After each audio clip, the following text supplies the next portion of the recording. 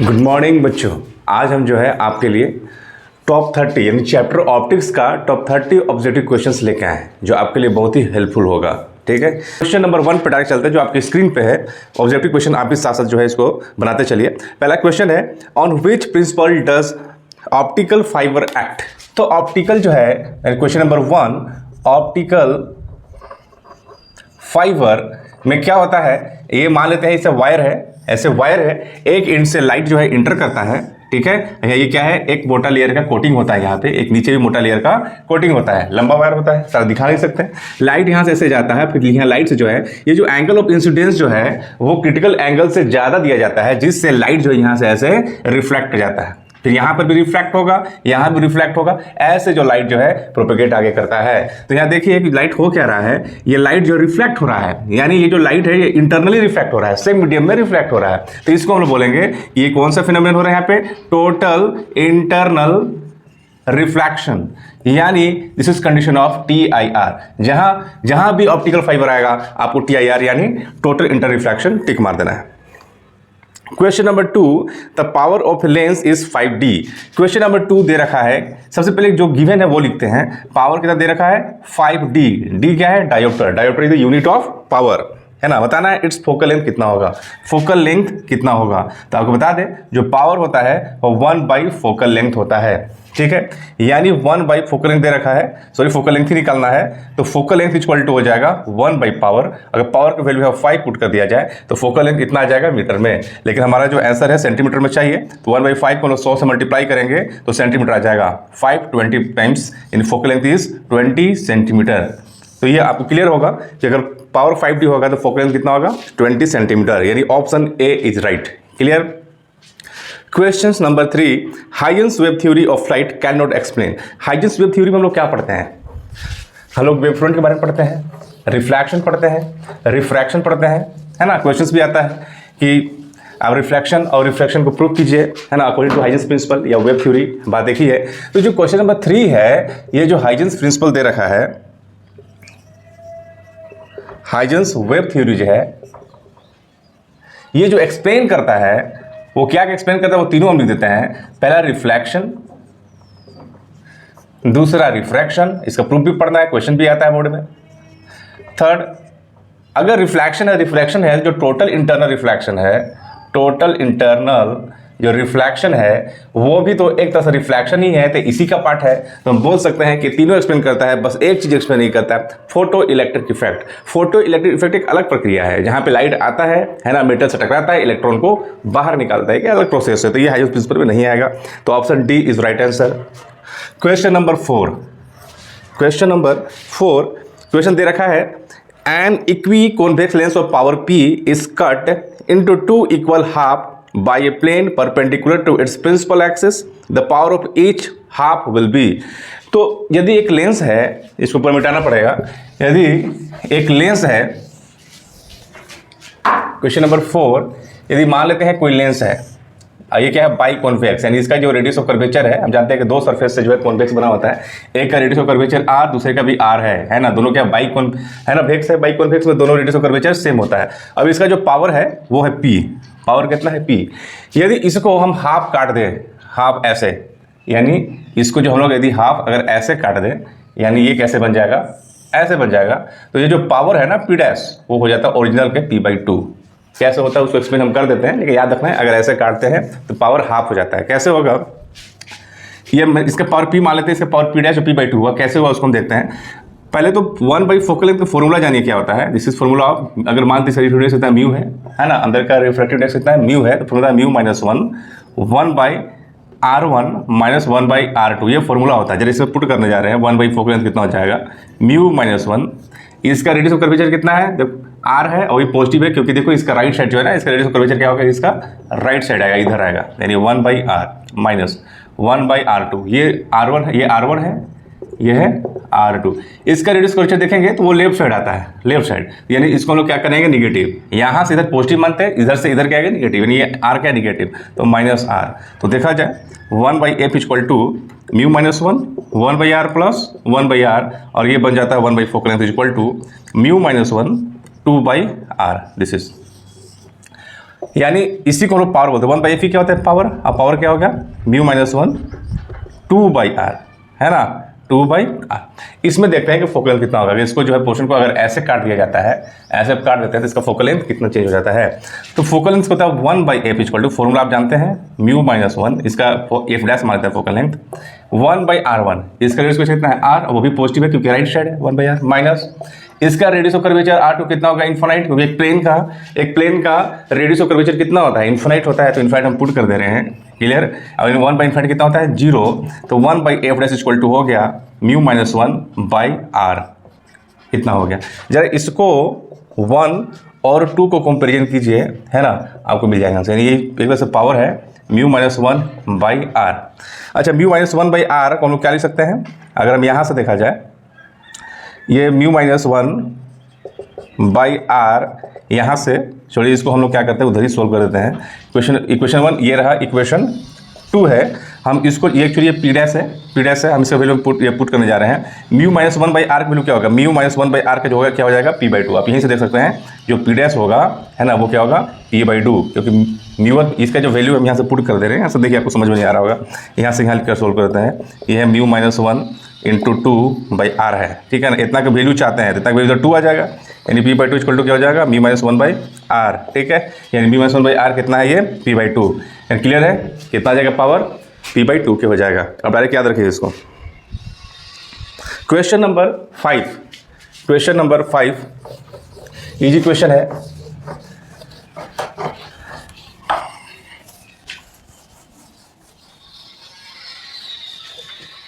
Question number 5 आपकी screen पे दे रखा है कि if the critical angle for glass air interface is 45 degree.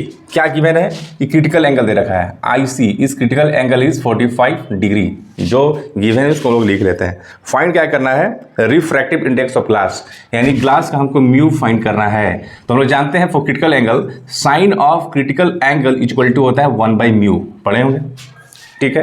Critical angle के टाइम में इसको ड्राइव करते हैं कि जो साइन IC जो होता है 1/म्यू का होता है। हमको म्यू चाहिए, तो ये हो जाएगा 1/sin IC। 1/sin IC कितना है? 45 डिग्री, ठीक है। 1/45 कितना होता है? 1/√2। ये फिर ऊपर चला जाएगा √2, इसके लिए होता है 1.414, या लगभग बोल सकते हैं 1.4 इज राइट आंसर। तो option is B is right answer. ठीक। क्वेश्चन नंबर 6 दे रखा है, which of the following phenomena establishes the transverse nature of light wave. Transverse nature जो है पोलराइजेशन दिखाता है। ये पोलराइजेशन होता है क्या कि शुरुआती तौर पे सारा लाइट क्या होता है? वो अनपोलराइज लाइट होता है, क्योंकि लाइट में हर जो लाइट जो प्रोपेगेशन होता है वो हर डायरेक्शन में, इधर इधर इधर उधर लाइट जो है पूरा ऑल डायरेक्शन में क्या करता है? प्रोपेगेट करता है, ठीक है। लेकिन पोलराइज क्या होता है? जब ये अनपोलराइज से, है ना, एक लाइट को रेस्ट्रिक्ट किया जाता है, लाइट जो है सिर्फ परपेंडिकुलर लाइट को ही अलाउ करते हैं और बाकी लाइट को क्या करते हैं हम लोग? हटा देते हैं। तो वैसे लाइट को हम लोग बोलते हैं पोलराइज लाइट। तो सोचिए, जो ये जो है परपेंडिकुलर जो लाइट को ही हम लोग अलाउ कर रहे हैं, एक तरह से क्या है? ट्रांसवर्स नेचर को शो कर रहा है। तो ये इसको आंसर जो होगा पोलराइजेशन होगा। यानी क्वेश्चन नंबर हम 6 का बात कर रहे हैं, और 6 का जो आंसर होगा पोलराइजेशन। क्योंकि पोलराइजेशन में ही क्या होता है? एक लाइट को रेस्ट्रिक्ट किया जाता है और लाइट को जो है अलाउ करते हैं सिर्फ प्लेन के परपेंडिकुलर लाइट को करते हैं, उसी लाइट को हम लोग बोलते हैं पोलराइज लाइट। क्वेश्चन नंबर 6 का आंसर हो गया D. Question number 7, which of the following phenomena explain that light does not travel in a straight line.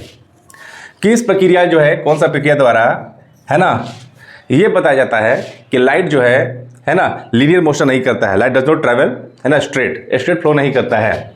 तो वो आपका जो है डिफ्रैक्शन में हम पढ़ते हैं। डिफ्रैक्शन में ये क्लियर हो जाता है कि लाइट जो है बेंड करता है। तो what is diffraction? What is diffraction?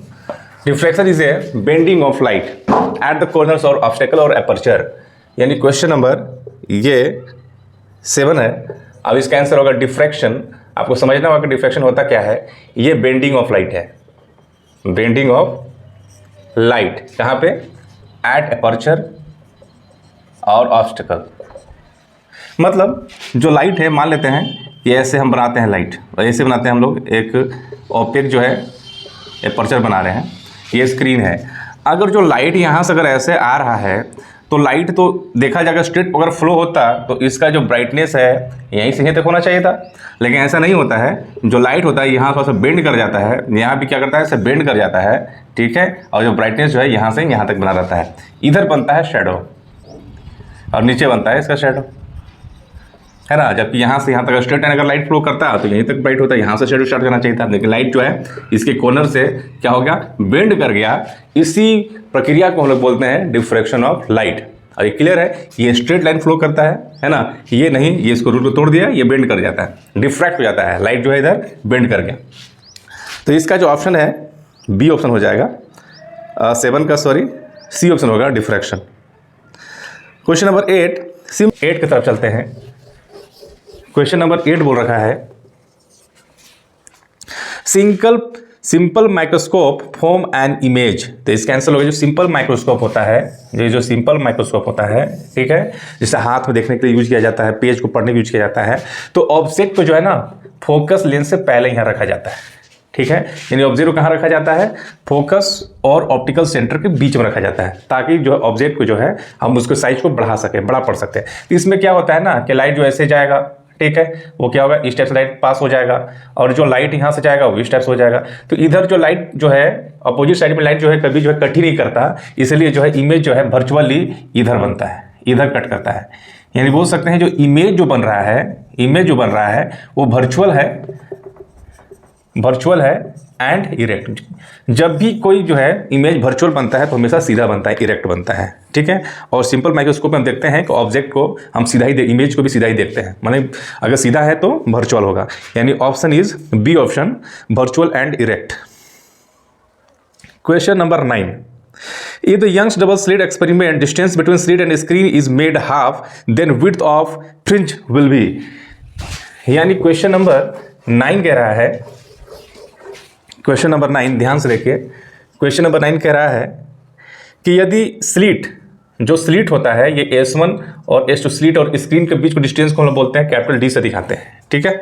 और फ्रिंज विड्थ का जो फॉर्मूला बीटा से नोट करते हैं, जो फॉर्मूला होता है वो lambda capital D by small d होता है। जो स्मॉल d क्या होता है, दो स्लीट के बीच का डिस्टेंस, ठीक है। ये होता है फ्रिंज विड्थ का फॉर्मूला, फ्रिंज विड्थ का फॉर्मूला। तो क्वेश्चन में दे रखा है if Young's double slit experiment distance between slit and screen is made half, यानी ये डी, इस स्लिट और स्क्रीन की डिस्टेंस डी क्या कर दे, हाफ कर दे। तो हाफ कर देंगे, इसको डी बाई 2 कर देते हैं, है ना, इसको डी बाई 2 कर देते हैं। तो क्लियर है कि जो बीटा है, ये प्रोपोर्शनल टू कैपिटल डी है, यानी इसके प्रोपोर्शनल है। अगर डी को छोटा कर देंगे, डी बाई 2 कर देंगे, तो बीटा भी क्या, ये जो फ्रिंज विड्थ भी क्या हो जाएगा, हाफ हो जाएगा, ठीक है। तो बिकम हाफ, इसका आंसर क्या हो जाएगा, B, become half. Question number 10 पे चलते हैं। Question number 10, the nature of light wave is. हम लोग जानते हैं जो लाइट वेव होता है वो क्या होता है, ट्रांसवर्स होता है। तो क्लियर है, इस पर ज़्यादा डिस्कस कर सकता नहीं है। Sound wave is a longitudinal and light is transverse. तो option is B. Question number 10 जो आपके स्क्रीन पे है, इसका आंसर है B. Question number 11, the colour of thin film is due to. Thin film, तो देखते हैं कि जैसे कि ये जो बबल होता है, जो इसको जो 100 बबल का ये जो होता है ना, इसे हम लोग फिल्म बोलते हैं, वो जो है तो कलरफुल अपीयर होता है। तो it is due to interference, है ना, it is due to interference, ठीक है। इंटरफेरेंस अब जानते हैं, जब दो लाइट सेम फ्रीक्वेंसी का सेम डायरेक्शन में प्रोपेगेट करता है विद कांस्टेंट फेज डिफरेंस, तो इंटेंसिटी कहीं मैक्सिमम हो जाता है, कहीं मिनिमम हो जाता है, ठीक है। तो एक पैटर्न मिलता है जिसे हम लोग बोलते हैं इंटरफेरेंस। तो 100 बबल में जो है, यानी फिल्म में भी जो है यही होता है, ठीक है। यानी जो ये जो कलर होता है, क्वेश्चन नंबर हम लोग 10 देख रहे हैं, तो सॉरी क्वेश्चन जो नंबर जो है हम लोग 11 देख रहे हैं, दिस इज क्वेश्चन नंबर 11। तो कलर जो है ड्यू टू इंटरफेरेंस होता है, क्लियर है। Question number 12, question number 12, when length of compound microscope increase, when length of compound microscope increase its magnifying power। तो यहाँ कंपाउंड माइक्रोस्कोप का बात किया जा रहा है, कंपाउंड माइक्रोस्कोप का बात किया जा रहा है। तो इसका जो है मैग्निफिकेशन जो होता है, मैग्नीफाइंग पावर होता है, वो होता है -L by F not into 1 + D by FE, and this is formula of magnifying power of compound microscope. यानी फॉर्मूला में क्लियर है कि L है, यानी लेंथ ऑफ L क्या है, length of compound microscope. F not means objective focal length, 1 + D is distinct vision, and FE मतलब eyepiece, focal length of eyepiece. यानी जो मैग्नीफाइंग पावर वो L के जो है प्रोपोर्शनल है। यदि लेंथ को बढ़ाते हैं तो क्लियर है कि मैग्नीफाइंग पावर भी क्या होगा, इंक्रीज करेगा, ठीक है।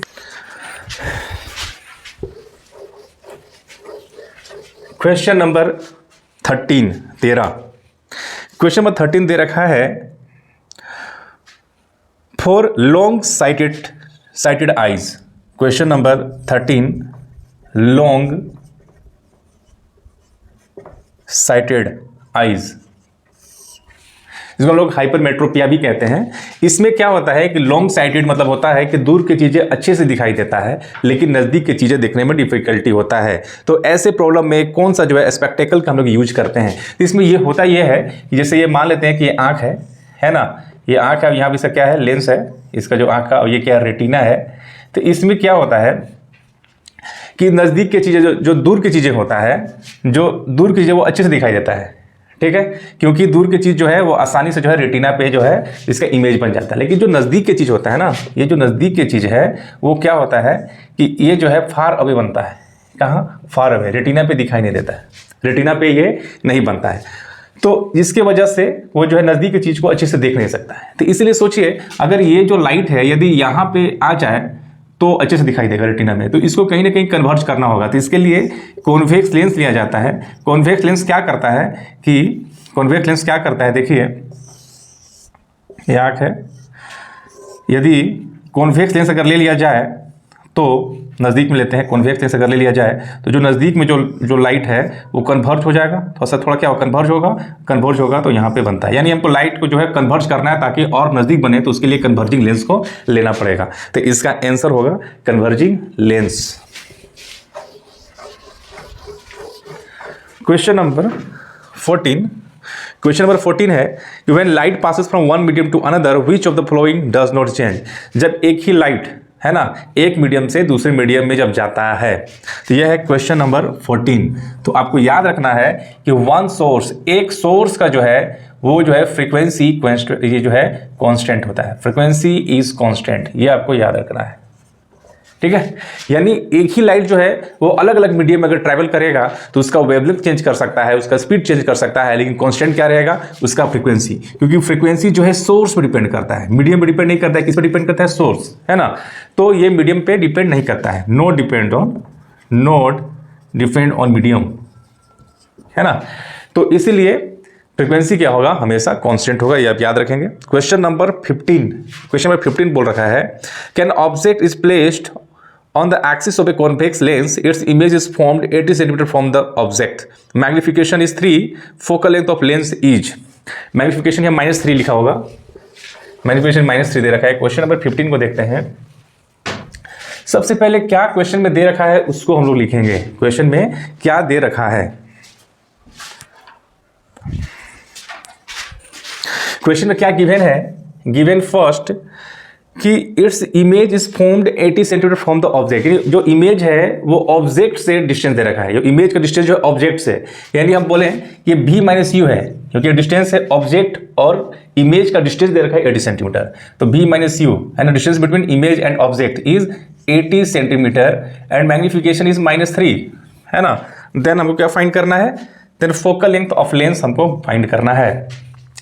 तो मैग्निफिकेशन इक्वल टू होता है v बाई यू, और मैग्निफिकेशन दे रखा है -3, तो v छोड़ लिख सकते हैं हम लोग -3u, ठीक है।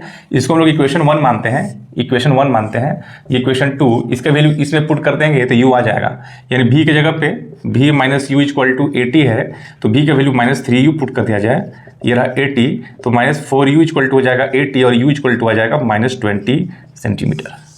यहाँ से v भी आ जाएगा, v इक्वल टू क्या है, -3 इंटू यू है, तो v इक्वल टू हो जाएगा -3, u इक्वल टू -20, तो v इक्वल टू आ गया +60 सेंटीमीटर, ठीक है।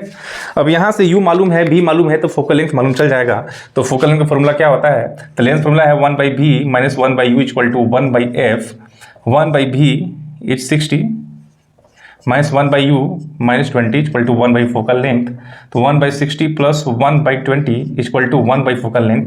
60 एलसीएम लेते हैं तो 1 + 3 हो गया इक्वल टू 1/f, तो 4 ठीक है, ये हो गया 4/60 इक्वल टू 1/f, 4 15 बार में जाएगा, तो f इक्वल टू बोल सकते हैं 15 सेंटीमीटर। यानी इसका जो आंसर होगा वो 15 सेंटीमीटर होगा, यानी 15 का जो आंसर है वो a होगा। क्लियर। क्वेश्चन नंबर 16 पे चलते हैं। क्वेश्चन नंबर 16, क्वेश्चन नंबर 16 दे रखा है कि dioptre is unit of, dioptre किसका यूनिट होता है, डायोप्टर TRE होगा, ये किसका यूनिट है, तो क्लियर है पावर, इसका आंसर होगा power.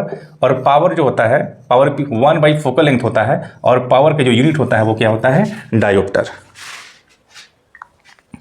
Question number 17, when light travel from air to glass, जब लाइट जो है एयर से ग्लास में जाता है तो क्या चेंज होगा, है ना। क्वेश्चन नंबर 17 बोल रहा है जब लाइट ट्रैवल करेगा, है ना, लाइट ट्रैवल करेगा एयर टू ग्लास, मतलब समझना क्या है कि एयर इज रेयर मीडियम और ग्लास इज डेंसर मीडियम। जब लाइट जो है रेयर से डेंसर में जाता है तो क्लियर है कि स्पीड डिक्रीज करता है, स्पीड डिक्रीज करता है, ठीक है। यानी हम बोल सकते हैं जब एयर टू ग्लास जाएगा तो इसका जो स्पीड जो होगा वो डिक्रीज करेगा। अब हम लोग जानते हैं कि स्पीड जो होता है यानी सी जो होता है वो होता है फ्रिक्वेंसी इंटू लेमडा। फ्रिक्वेंसी हम लोग जानते हैं कि फ्रिक्वेंसी क्या होता है, हमेशा कांस्टेंट होता है, फ्रिक्वेंसी नो चेंज, ठीक है। हम बोल सकते हैं कि ऑलवेज कांस्टेंट होता है क्योंकि फ्रीक्वेंसी सोर्स पर डिपेंड करता है ना, लाइट किधर फ्लो कर रहा है ना, रेयर, मीडियम 1, मीडियम 2, मीडियम 3 कहीं भी मूव कर रहा है, फ्रीक्वेंसी हमेशा कांस्टेंट होगा। चेंज क्या होगा, स्पीड एंड वेवलेंथ। अगर सी डिक्रीज कर रहा है तो वेवलेंथ भी क्या होगा, डिक्रीज करेगा। तो इसका जो आंसर होगा वो वेवलेंथ डिक्रीज, क्या होगा, वेवलेंथ डिक्रीज करेगा। तो आंसर ऑफ 17 क्या हो जाएगा कि इट्स वेवलेंथ डिक्रीजेस।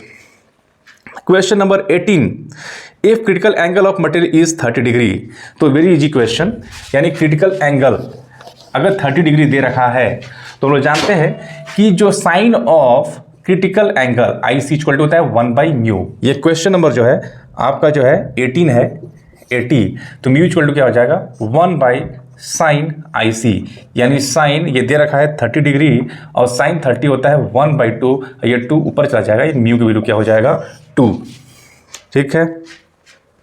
यानी answer is C. Question number 19 पे चलिए, magnification at least distance of distinct vision of simple microscope having its focus 5 centimetre is, यानी सिंपल माइक्रोस्कोप दे रखा है। सिंपल माइक्रोस्कोप होता क्या है, सिंपल माइक्रोस्कोप सिंपल एक कॉन्वेक्स लेंस होता है, ठीक है। यानी क्वेश्चन नंबर हम अगर 19 को देखा जाए तो क्या दे रखा है, डिस्टिंक्ट विजन, यानी अगर हम बात करें मैग्नीफाइंग पावर क्या होता है ना, फोकल लेंथ का मैग्नीफिकेशन कितना होता है, तो होता है 1+d, यानी distinct vision divide by it's focal length. और क्या गिवन है इस क्वेश्चन में, गिवन है फोकल लेंथ दे रखा है 5 सेंटीमीटर और डिस्टिंक्ट विजन हम लोग जानते हैं कि हमेशा क्या होता है 25 सेंटीमीटर होता है। तो बिल्कुल इजी क्वेश्चन है, पुट कीजिए, आंसर लाइए। 1+d है 25, दिस इज 5, 5 जा 5, 1 + 5 is 6, तो magnification is 6। Very easy question. Question number 19 हो चुका है। क्वेश्चन नंबर 20, क्वेश्चन नंबर 20 के लिए मिटाना पड़ेगा।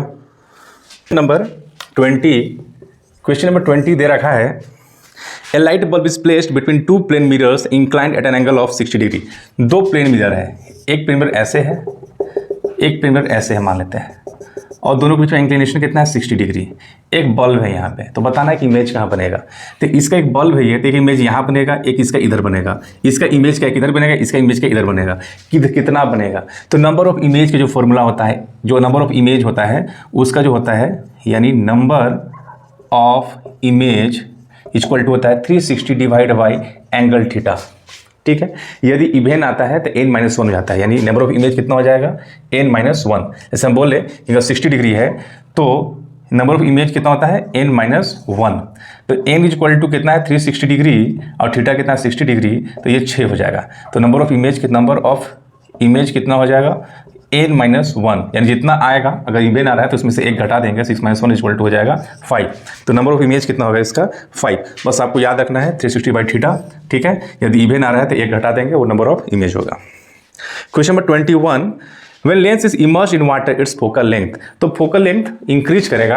यदि किसी लेंस को, यदि हम एक एग्जांपल लेके चले कि एक कॉन्वेक्स लेंस है, कॉन्वेक्स लेंस को जो है अगर हम लोग किसी वाटर में, है ना, वाटर में जब हम लोग डुबा देते हैं तो इसका फोकल लेंथ इंक्रीज करेगा, क्योंकि फॉर्मूला होता है, क्वेश्चन नंबर हम लोग 21 का बात कर रहे हैं, फोकल लेंथ का फॉर्मूला होता है 1/μ2 - μ1 divide by μ1 into 1/r 1 + 1/r2, 1/r1 - r2, this is formula focal length का।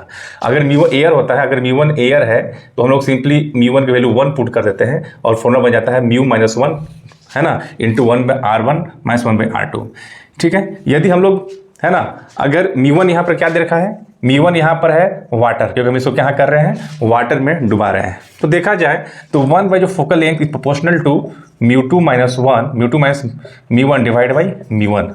अगर इसको ऊपर बल दे तो ये हो जाएगा μ1 μ2 माइनस μ1। हम लोग क्या कर रहे हैं कि μ1 क्या है, यहाँ पर वाटर है ना। पहले हम लोग एयर में लेते थे तो एयर की वैल्यू 1 पुट करते थे, है ना, फॉर एयर, जैसे हम लिखने जा रहे हैं फॉर एयर। एयर के लिए फोकल लेंथ क्या हो जाता है, μ2, है ना, एयर है तो μ1 कितना है, एयर है तो 1 हो जाता है वैल्यू, तो μ1 माइनस 1 हो जाता है, नीचे भी 1 है, 1/r1 माइनस 1/r2, और μ2 को μ मान लेते हैं तो फॉर्मूला सिंपली ये बन जाता है जो आप लोग जानते हैं। लेकिन रियल फॉर्मूला ये है, बाद में इसको ऐसा फॉर्मूला बनाया जाता है μ1 को जब एयर मानते तो, लेकिन यहाँ पे एयर नहीं है, बोल रहा है कि उसको वाटर में डुबाए हुए है। ठीक है ना, यानी लेंस के चारों ओर क्या है, इधर एयर रख, इधर क्या है, इधर है वाटर, इधर भी वाटर है, इधर भी वाटर है, यानी जो μ1 क्या बन गया, वाटर। और वाटर का रिफ्रैक्टिव इंडेक्स जो है एयर से ज़्यादा होता है, यानी अगर देखा जाए μ1 वाटर है तो μ1 इंक्रीज कर रहा है कि नहीं, है ना। वाटर, अगर एयर के रिस्पेक्ट में वाटर देखा जाए तो वाटर का जो μ है वो ज़्यादा होता है ना, एयर से। तो ये क्या हो रहा है, इंक्रीज कर रहा है, और μ2 में μ1 अगर क्या हो रहा है, ये ज़्यादा है तो बड़ा में से ये क्या हो रहा है, और वैल्यू कम हो रहा है। तो ये वैल्यू बढ़ रहा है तो और बढ़ रहा है, और ये वैल्यू कम हो रहा है तब भी क्या हो रहा है, पूरा का पूरा वैल्यू बढ़ रहा है। यानी बोल सकते हैं कि μ1 बढ़ रहा है तो बोल सकते हैं कि फोकल लेंथ भी क्या हो रहा है, बढ़ रहा है, फोकल लेंथ भी बढ़ रहा है। और सिंपल जो है दिमाग नहीं लगाना है, तो इतना याद रखिए कि अगर वाटर में किसी डेंसर मीडियम में किसी लेंस को डुबाते हैं तो फोकल लेंथ इंक्रीज करता है, ये दिमाग में रख लीजिए। Question number 22, plane mirror produce a magnification of. तो प्लेन मिरर में क्वेश्चन नंबर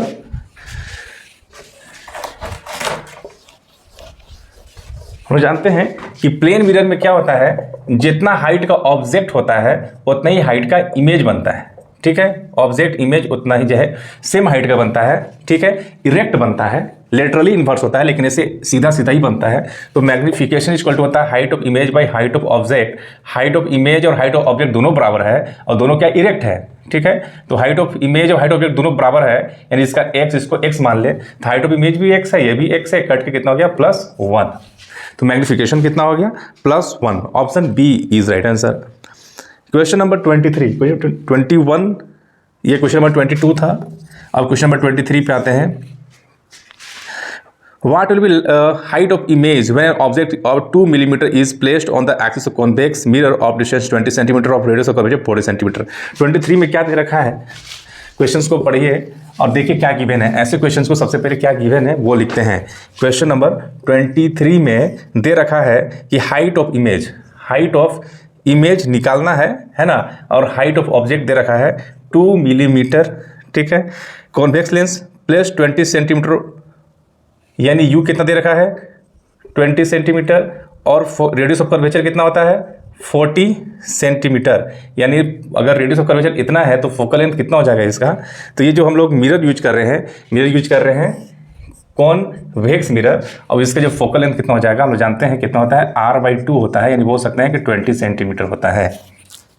निकालना क्या है, हाइट ऑफ इमेज निकालना है, यानी भी फाइंड करना ही पड़ेगा। तो भी फाइंड कैसे करेंगे, 1/v मिरर फॉर्मूला यूज करने जा रहे हैं, 1/v plus 1/u equal to 1/f होता है फॉर्मूला। तो 1/v इक्वल टू हो जाएगा 1/f minus 1/u।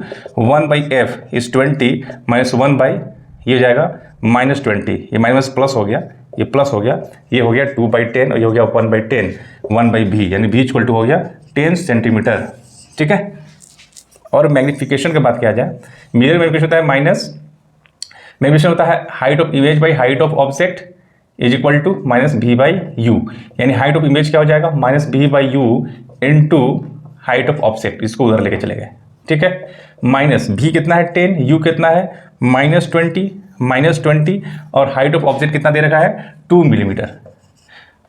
Minus minus गया, 0 से 0 गया, 2 से 2 गया, तो ये मिलता है 1 मिलीमीटर, यानी हाइट ऑफ इमेज कितना आ गया 2 मिलीमीटर। तो इसका आंसर होगा, 2 से 2 कट गया, हाइट ऑफ इमेज कितना हो गया 1 मिलीमीटर। अब इसका आंसर होगा डी, यानी 23 का आंसर है D. Question number 24, the field of view is maximum for convex mirror. हम लोग बाइक में जो मिरर यूज करते हैं या कार चलाते जो मिरर यूज करते हैं, तो ज़्यादा जो है फील्ड को है ना कवर करने के लिए कॉन्वेक्स मिरर का यूज किया जाता है। तो इसका आंसर है सी, इसको याद रखना है। क्वेश्चन नंबर 25, क्वेश्चन नंबर 25 दे रखा है। क्वेश्चन नंबर 25 दे रखा है कि 3 लेंसेस है, 3 लेंसेस है ना, और फोकल लेंथ किसी का क्या है, एक का फोकल लेंथ है f1 दे रखा है कितना 20 सेंटीमीटर, f2 कितना दे रखा है -30 सेंटीमीटर, f3 कितना दे रखा है 60 centimetre. Are kept in contact, तीनों क्या किया गया है, तीनों को कॉन्टैक्ट में रखा गया है, यानी दूरी पे नहीं, कॉन्टैक्ट में तीनों को रखा हुआ है। तो आपको बताना है तो focal length of their combination, जो कॉम्बिनेशन बन रहा है उसका फोकल लेंथ कितना होगा। तो हम जानते हैं कि कॉम्बिनेशन का जो फोकल लेंथ होता है, यानी एफ नेट फोकल लेंथ जो होगा वो क्या होता है 1/f1 plus 1/f2 plus 1/f3। अब हम यहाँ पर पुट करने जा रहे हैं 1/20 प्लस f2 है वो -30 प्लस ये है 60 एलसीएम लेते हैं 20 3 बार में, ये माइनस है 30 2 बार में, ये 1 बार में, 3 1 4 4 में से 2 गया 2/60, ये हो जाएगा 1/30 यानी 1/f नेट, यानी f नेट जो होगा वो होगा 30 सेंटीमीटर। तो answer is 30 centimetre. Question number 26 लगता है मैच कर गया है। Optical fibre work on the concept of, जो ऑप्टिकल फाइबर हो किस कॉन्सेप्ट बेसिस पे है, जो लाइट जो यहाँ से पास होता है ना वो इस टाइप से लाइट पास होता है, ठीक है, बोल सकते हैं जो लाइट है सेम मीडियम में रिफ्लेक्ट हो रहा है ना, सेम मीडियम में रिफ्लेक्ट हो रहा है, ऐसे को हम लोग क्या बोलते हैं टोटल इंटरनल रिफ्लेक्शन, है ना, इंटरनली क्या हो रहा है लाइट रिफ्लेक्ट हो जा रहा है। तो इसका ऑप्शन होगा क्वेश्चन नंबर 26 का C, total internal reflection. Presbyopia, question number is 27, ये क्वेश्चन नंबर 26 था जो आप देख चुके हैं। क्वेश्चन नंबर 27 ये है प्रेस बायोपिया। ये एक्चुअली क्या होता है ना, सिमिलर टू हाइपरमेट्रोपिया, ठीक है ना। ये ज़्यादातर बूढ़ा आदमी होता है जिसमें जो मसल्स होता है वो सिकुड़ जाता है, और बूढ़े लोग जानते हैं कि दूर की चीज़ें वो अच्छे से देख लेते हैं लेकिन नज़दीक की चीज़ें जो है अच्छे से नहीं देख पाते, इसलिए बुक भी जो है ऐसे दूर से ऐसे पढ़ते हैं, ठीक है ना, यानी दूर की चीज़ें उनको अच्छे से दिखाई देता है। तो इसीलिए जैसे इसमें इसके जो लेंस यूज करेंगे है ना फॉर करेक्शन के लिए वो कॉन्वेक्स लेंस यूज करेंगे। इसमें भी हम लोग कॉन्वेक्स यूज करते थे और इसमें भी क्या करेंगे हम लोग कॉन्वेक्स लेंस ही यूज करेंगे फॉर करेक्शन। तो आंसर 27 का हो जाएगा बी ऑप्शन कॉन्वेक्स, ठीक है, यानी हाइपरमेट्रोपिया है ना, लॉन्ग साइटेडनेस जो है, या फिर प्रेस बायोपिया, दोनों में एक ही लेंस यूज होता है, वो भी होता है कॉन्वेक्स। और जो बच्चा होता है ना जिसको मायोपिया होता है, जिसको दूर की चीज़ें नहीं दिखाई देता है और नज़दीक की चीज़ें अच्छे से दिखाई देता है, जो बच्चा होता है टू 30 ईयर 40 ईयर तक, तो चश्मा माइनस में लगता है, यानी जो उसमें जो लेंस होता है वो सिलिंड्रिकल होता है, और बूढ़ा लोग में प्लस में होता है, और हम लोग बोलते हैं उसमें कॉन्वेक्स होता है। कॉन्वेक्स का फोकल लेंथ प्लस में होता है, इसलिए बूढ़ा लोग के जो चश्मा होता है, जो एजेड आदमी है वो प्लस में होता है ना, पावर प्लस में होता है, +1 +2 +3। हम लोग का जो ये जो लेंस है जो पावर है वो माइनस में है, मतलब ये सिलिंड्रिकल है ना, सिलिंड्रिकल का फोकल लेंथ माइनस में होता है, ऐसे याद रखिएगा। क्वेश्चन नंबर 28 है ना, ब्रेस्टर्स लॉ, ये है पढ़ना है इसमें ऑप्टिक्स में 28 में जो है ब्रेस्टर्स लॉ में जो है ये होता क्या है, कहता है कि है ना एक मीडियम से जब दूसरे मीडियम में है ना होता क्या, शॉर्ट समझाते हैं, जब लाइट एक मीडियम से जब दूसरे मीडियम में जब पास होता है तो क्या होता है रिफ्रैक्ट होता है, ये एंगल आई है, ये एंगल आर है ना। और कुछ लाइट क्या होता है रिफ्लेक्ट भी होता है कुछ लाइट, ठीक है। तो जो भी जो लाइट होता है ना वो क्या है अनपोलराइज्ड, ये लाइट कैसा है अनपोलराइज्ड किसे कहते हैं, जिसके पास लाइट क्या है ऑल डायरेक्शन, इधर भी डायरेक्शन है, इधर भी लाइट डायरेक्शन है, इधर भी डायरेक्शन है, जो भी लाइट होता है वो तो ऑल डायरेक्शन होता है ना, सारा डायरेक्शन में लाइट जा रहा है। तो बोलते हैं कि एक ऐसा एंगल जिसमें जो रिफ्लेक्टेड जो लाइट है वो कैसा मिल जाए पोलराइज मिल जाए, कैसा मिल जाए पोलराइज्ड, है ना। पोलराइज में तो होता है कि जिसके पास एक ही डायरेक्शन हो, लाइट का क्या हो एक ही डायरेक्शन, है ना, वो भी प्लेन परपेंडिकुलर हो, है ना, एक ही डायरेक्शन हो, वो भी प्लेन परपेंडिकुलर लाइट हो, ऐसे लाइट को हम लोग बोलते हैं पोलराइज्ड। तो ऐसा एंगल जिस पे रिफ्लेक्टेड लाइट क्या हो पोलराइज्ड लाइट मिले, वैसे एंगल को हम लोग बोलते हैं पोलराइजिंग एंगल, और यही होता है ब्रेस्टर एंगल भी बोलते हैं, ठीक है, और इसको ब्रेस्टर्स लॉ भी बोलते हैं। इसका जो कंडीशन ये है कि जो रिफ्रैक्टिव इंडेक्स जो म्यू होता है यहाँ का, वो जो म्यू होता है वो 10 IP के बराबर होना चाहिए, ये इसका कंडीशन है ना। सोल्व नहीं करेंगे, सोल्व करने से मालूम होता है कि जो म्यू होता है वो 10 है ना 10 × IP, ये इसका कंडीशन होता है। Question number 29, question number 30, 2 question बचा हुआ है। क्वेश्चन नंबर 29 ये है कि when light spectrum produce by dispersion through a prism the रे that is deviated least is, जो सबसे कम डेविएट कौन करता है? जब लाइट जो है एक प्रिज्म से है ना, एक लाइट जो एक व्हाइट लाइट है, व्हाइट लाइट, और प्रिज्म से जब लाइट पास होता है तो वो 7 कलर में स्प्लिट हो जाता है, आप जानते हैं। यानी जो होता है इसका क्रम होता है वी ब्योर। सबसे ज्यादा जो डेविएट होता है वो होता है वायलेट, और सबसे कम डेविएशन होता है रेड। तो सबसे लिस्ट इसका आंसर क्या होगा? सबसे कम डेविएट कौन हुआ है? कम से लिस्ट डेविएशन किसका हुआ है? तो रेड। रेड कलर सबसे कम डेविएशन होता है क्योंकि इसका जो वेवलेंथ सबसे ज्यादा होता है और सबसे कम वेवलेंथ इसका होता है। वेवलेंथ ज्यादा का मतलब होता है कि इसका स्पीड जो है ज्यादा होता है, और ज्यादा स्पीड जो जिसका लाइट की स्पीड ज्यादा होता है ना वो डेविएट नहीं करता, वो सीधे निकल जाता है। तो यानी रेड कलर जो है वो कम डेविएट करेगा। इसका आंसर होगा C option. Question number 30, the radius of curvature of plane mirror is. Question number 30 है, प्लेन मिरर है, ये प्लेन मिरर है, इसका रेडियस ऑफ कर्वेचर कितना होगा? तो इनफाइनाइट होगा, आर्क तो है नहीं कि उसका रेडियस ऑफ कर्वेचर होगा। तो ये क्या है? प्लेन मिरर है, तो इसका जो रेडियस जो होगा वो क्या होगा? इनफाइनाइट होगा। ठीक है, आई होप आपको सब समझ में आ गया होगा। चलिए, थैंक यू।